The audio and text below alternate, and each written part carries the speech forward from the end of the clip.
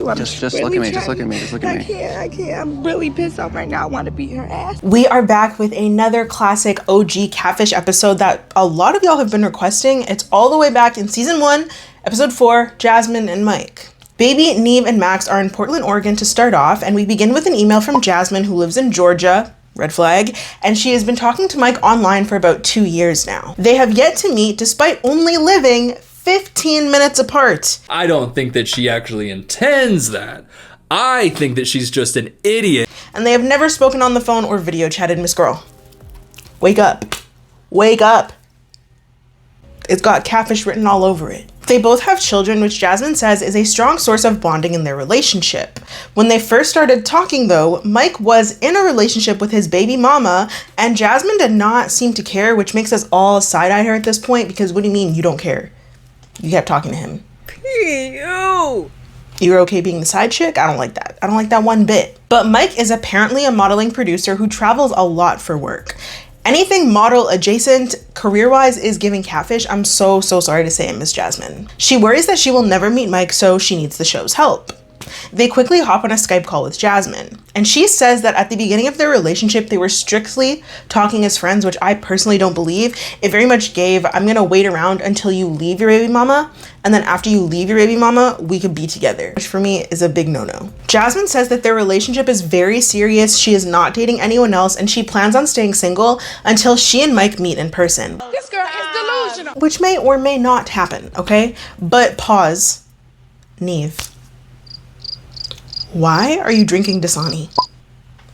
Why'd you do that? Because we are certified Dasani haters over here. Oh, how I love being a hater. As I said before, they've been talking for almost 2 years, and she believes that Mike doesn't have time to talk to her in the way that she wants to talk to him, which if that's the truth, then why are you pursuing this relationship at all? Why are we here? Like, why did you contact Catfish for a man who you think doesn't want to talk to you? They agree to help her and hop off the call. So not only was Nev drinking Dasani, but he also has the dogs out. Completely out for the free. Which, child, these early seasons are truly something else. Because why do you have no shoes on, no socks on? And you're filming. We then get a little montage of Nev running through the airport before we land in Atlanta and drive over to Jasmine's. We waste absolutely no time getting right into it, okay? Jasmine says that Mike is fun and attentive, so she really likes him. But in my personal humble opinion, I question how attentive he can be if y'all have never met, and he absolutely refuses to do anything with you in person, despite only being 15 minutes away. No tea, no shade, no pink lemonade. We then take a quick peek at his Facebook profile, and he's honestly a good-looking dude, but not too good-looking to the point where it's obvious that they're a catfish. However, there are only a few pictures, and when Jasmine asked him for pictures that she hadn't already seen, Mike sent her pictures that she had already seen. Make it make sense. And you stayed after that? A man blinks at me the wrong way, and I'm gone. If I ask you to do something and you don't do it and you act obtuse, now I'm just gonna think that you're stupid and I don't wanna be with you, so what the hell? But Nosy Nev then gets to scrolling through her messages, and their conversations are fairly normal. They're not anything crazy, like no nudes right off the bat or anything, which is a good sign, and it's a nice switch up from everything that happens in the later seasons. Sidebar, just as Jasmine's talking, we see her fridge in the background, and I just know that Nev and Max didn't walk into this girl's house and rearrange the alphabet magnets to spell out their names. I just know that wasn't the first thing they did before they sat down to film. I just know it. Jasmine believes that Mike is in fact the guy in the pictures, which to me is crazy, because then why are we here? But then Nev clocks her and is like, girl, girly pop. If you live so close and he really wanted to meet, he would. If he wanted to, he would. This is the situation that I think that statement applies, because I don't think it applies in every situation, but right here, it does. So the crew then heads out and Max clocks the tea, okay? He says that Jasmine believes the worst case scenario is that he's got a fiance. That ain't the worst. But one thing I've noticed in these earlier seasons, Max doesn't always say a lot in front of the person being catfished, but he will definitely speak up once it's just him and Nev. And I think that's a really interesting dynamic, because in the later seasons, like right before he left, I'd say he was completely unhinged. Sad, sitting at home in his crusty boxers, and you're that guy. Our OG duo then gets right to investigating. They start by going on Mike's Facebook page and they peep where he says he works, which sounds totally fake. Like, to anyone with, I think, a brain cell, just one brain cell, you'd be able to tell that this is fake. They go on the Government Central Model Schools Facebook page, and it looks like a model UN building of sorts in Pakistan, which is definitely something. But to me, it's just crazy that Jasmine never clicked on the page to see that something was fishy here, because she could have done that with ease. Mike literally linked it on his Facebook page. She could have just went click and been like, that's weird. But no, she didn't. So they then scroll his page and they see someone named Sienna who posts on his wall like she knows Mike, so they send her a message and ask her to reach out. We then do a reverse image search and it comes back with an immediate hit for another Facebook profile named Tyler Jackson. We can't tell if this is the real person because they have a locked account, so you can only see their profile picture and their name and like very basic information about him.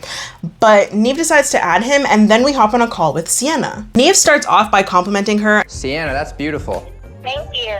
And y'all, I just gotta say, the signs of Nev being a black girl stan were truly there from the very beginning, and I love to see it, but I know Laura hates to hear it. Fuck you, ho. Nev quickly gives Sienna a brief rundown. She says that she and Mike went to school together and they have a really good friendship, and it's just confusing because at this point, we already know that Mike is a catfish, or we're pretty sure that Mike is a catfish. However, Miss Girl seems adamant that he is real, and she also claims that Mike is currently still engaged with 2 kids. Womp womp. And Max's face is literally us because this makes absolutely no sense. At this point, we have no clue who this man really is. The next day, Nev and Max continue their investigation, and Max notices a friend of Mike's named Triggs, who claims to be a rapper, singer, songwriter, producer, and CEO who lives in Atlanta. This to me is just giving scam artist, but this is a little bit of an Easter egg, okay? So just remember this little bit of information, just lock it into your brain. Nev and Max then call Mike, and to no one's surprise, it goes right to voicemail. They then decide to send him a message asking him to call back. On their way to Jasmine's, they get a text from Mike saying that he can text but not talk on the phone, which is a big, fat red flag. So we then meet up with Jasmine and her adorable son Isaiah at the park. They quickly fill her in on what they were able to find. Jasmine seems really disappointed to find out that he is still engaged and to find out about the other profile, but it's not giving that she thinks those things are deal breakers, which is scary to me. What's all these shenanigans? But I suppose we move. While Nev is showing Jasmine the Tyler profile on Facebook, she asks, Hey, how you guys know Triggs? girl, we don't know him, but how do you know him? Jasmine then drops the bomb that Triggs is her ex-boyfriend. Oh my God. The pressure is getting worse. Jasmine claims that Mike must have told Josh, aka Triggs, about what was going on. And she says that she doesn't believe that Triggs is Mike, but girly pop, anything is a possibility at this point because we know literally nothing. So Jasmine then sends Mike a message essentially just saying it's time to meet up, it's now or never. And Nev says that if it's all fake, then they're here for her, but hopefully it'll all work out. And I know something you don't. The next day, very early in the morning apparently, Nev hops back on a call with Jasmine. She says that she heard back from Mike and he wants to meet up today. So she's nervous but ready and very excited, and if I were her, I would be anything but excited. Because even if it is him, he has a wife, a soon-to-be wife, and 2 kids. There's nothing exciting about this situation. So Nev and Max put on their Sunday best, like they're about to go to church, and they head over to pick Jasmine up. They hype her up and Jasmine seems embarrassed, but I really believe that this eyeshadow look is everything. It's everything, okay? I was gonna do my makeup and do this eyeshadow look so me and Jasmine could be matching. I just wanted to talk about this as soon as I took the notes because this shit is actually blowing my mind. It's blowing my mind. But also the fact that she only has eyeshadow on, no other makeup, is very much with the times. It's giving early 2000s for sure. So Jasmine then says that That's like my dream, to have a perfect boyfriend. and that genuinely breaks my heart because I am a firm believer that women have so much more to offer than their ability to bear children, than their ability to be a good wife, a good girlfriend. I really believe that everybody should have aspirations in life that are not dependent on a partner. Like, yes, having a good partner, a perfect partner even, would be ideal, but you can still have a great life aside from that. And it's also crazy to me because she's a mother and she's talking about my dream is to have a perfect boyfriend, not my dream is to build a great life for me and my son. My dream is to make sure that my son is set up for success in the future. Her dream is to have a perfect boyfriend. It just made me really sad for her, and not in a condescending way whatsoever. I genuinely mean that. A matter of opinion, I think he's... So Mike then sends them the location, they hop in the car and head over. And Jasmine says that she's Hope for the best, prepare for the worst. hoping for the best, but is prepared for the worst, which is something. They pull up to Mike's place, and Max's shady self says that it doesn't look like a super successful modeling agent would live here. But who knows? Maybe Mike is just the type of guy who is frugal with his money. That could never be my man, but it could be her man. We then pull into a parking lot and just stand into some open space, and we wait too long for Mike to come downstairs, and Jasmine's just breathing so heavily, which has nothing to do with anything. It just made me laugh because it's like she's so nervous. But we then see some lady in a mini dress and a bad wig walk over with a rose in her hand. Jasmine apparently knows this girl and tells her not to come over here. But don't come over here. Do not come over here. Okay, so who is that girl and what's the tea, because why can't she come over here? This girl walks over all slow and diabolical and then throws the rose at Jasmine, acting like she did something nice for her. Watch your flower. You in danger, girl. What? So her name is apparently Missy, and her laugh is freaking me out. But she then confirms that she is Mike, and she hits us with one of the classic Catfish lines that you see everywhere but you don't know where it's from. How are you doing today, Jasmine? At this point, Jasmine looks like she's ready to whoop this girl's ass. And these nosy ass people in the complex watching everything go down from afar is so us, because we too want to know what the hell is going on. We then get another classic Catfish interaction where Jasmine asks her why she did this, and Missy just repeatedly asks why not, while Jasmine grows increasingly frustrated. You did this for what? Why not? Why? Why not? Missy then says that it's revenge, and she says that Jasmine looks slutty. Girl. Missy then fat shames Jasmine, which all of this is completely unacceptable behavior, by the way, but especially because, hello, you are the Catfish. You did something wrong. Why are you throwing insults at anybody right now? Girl. But Nev then steps in and pulls Jasmine to the side, and Jasmine is whisper crying, asking for permission to fight Missy because she's so angry. I really want to beat her ass. I'm really pissed off right now. I want to beat her ass. And that's real as fuck. Nev should have honestly just stepped aside and let it happen, because I feel like Missy is just all talk and they need to scrap this out. My money would have definitely been on Jasmine, because I just feel like she needed her ass beat, because not only did you catfish me for 2 years, you then have the audacity to insult me immediately after confessing. What did I do wrong? I'm the victim in this situation. So Jasmine then drops the bomb that Missy's connection to all of this is Triggs. Oh, Lord. It's like, girl, oh my God. You did all of this for a man? You did all of this over a man? Trash. Disgusting. Missy then has a Tracy Barbie-like monologue all by her lonesome. She didn't take my flower. I threw it at her. She didn't pick it up. That's sad, huh? Before Nev makes his way back over to her again. Jasmine tells us that her and Missy met at the mall. They got to talking about their rosters, their love lives, everything that was going on. And Missy then brought up Josh. Jasmine says that it's a coincidence that they were both messing with Josh at the same time, and I personally don't believe that this was a chance encounter. I really do believe that Missy's messy ass orchestrated everything, because it's giving diabolical. Nothing is by chance with this one. Missy then admits to Nev that she created the profile so Jasmine could leave Josh alone. This is a thing that is happening. She says it as if it's the most normal thing in the world, when it really is one of the craziest things I have ever heard. You thought your man might leave you for this girl, so you decide to catfish this girl so your man doesn't leave you for this girl. But if you're worried about your man leaving you for this girl, chances are he's gonna leave you for another girl. You're just gonna catfish all the girls in the city? Be fucking for real. Jasmine then walks back over to confront Missy about why she did this, and Nev is kind of scared to step away. He was ready to stop any hands from being thrown, but he decides to take a step back anyways. So Jasmine then goes off, and Missy flips it back on her and asks her why you would keep talking to someone for 2 years after only hearing their voice twice. And I hate to say it, but she does make a good point right there. It doesn't justify anything she did, but it's not making sense. Missy then tells Jasmine that if she's gonna get loud, then Missy's gonna get loud too. And girl, I wish you would. I wish the fuck you would. I feel like I'm pretty cool. I'm pretty level-headed, like in my day-to-day life when I make these videos. Obviously, it's not like that because this shit pisses me off. But if I had just found out that my former friend was catfishing me over a dude that we were messing with at the same time, and then wanted to get sassy with me, wanted to get rude with me, there's no words. There's no words that could rectify this situation. Jasmine then says that it's crazy that Missy did all of this because Triggs doesn't even talk to her anymore, and this makes Missy go off.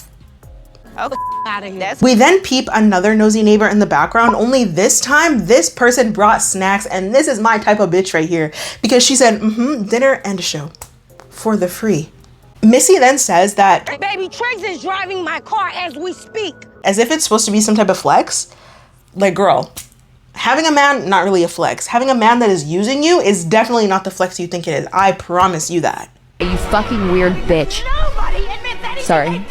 Anyway. She then also says that Triggs is staying in her house. And it's like, girl, at this point, just be quiet. Just your lips. Because now you look way more foolish than you did 2 seconds ago. And I didn't even think that was possible. Missy then says that she did all of this just to keep Jasmine away from Josh, but she gets really aggravated when Jasmine tries to talk to her, which is confusing because you were just talking to her for 2 years. But Jasmine's hair is back up in a bun, so this is how you know homegirl is really ready to throw down, okay? So Missy then tries to fight Jasmine. Nev just laughs and steps in between the two of them so it doesn't happen. And I remember the first time I watched this episode, I was confused as to why Nev was just laughing, but now I understand. I too would have been laughing, because what the hell is even this? He's also double their size. He could have literally stopped them from fighting from just holding one's head and holding the other one's head and pushing them like so. So Nev then makes Jasmine get in the car while crazy ass Missy walks away laughing to herself.